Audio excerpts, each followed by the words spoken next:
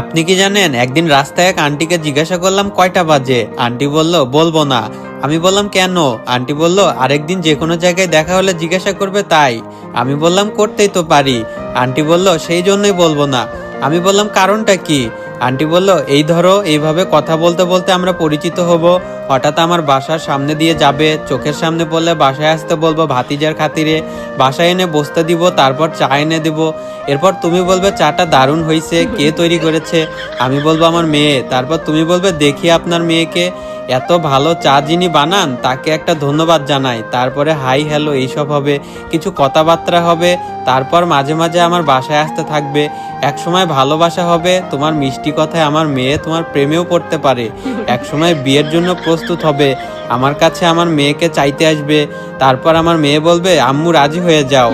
বলো তো আমি তখন কি চিন্তা করব? আমি বললাম বলেন শুনি কি চিন্তা করবেন? আন্টি বলল আমি এমন ছেলের সাথে মেয়ে বিয়ে দিব না যে একটা ঘড়িও কিনতে পারে না। এটা শোনা মাত্র তো আমি বেহুশ।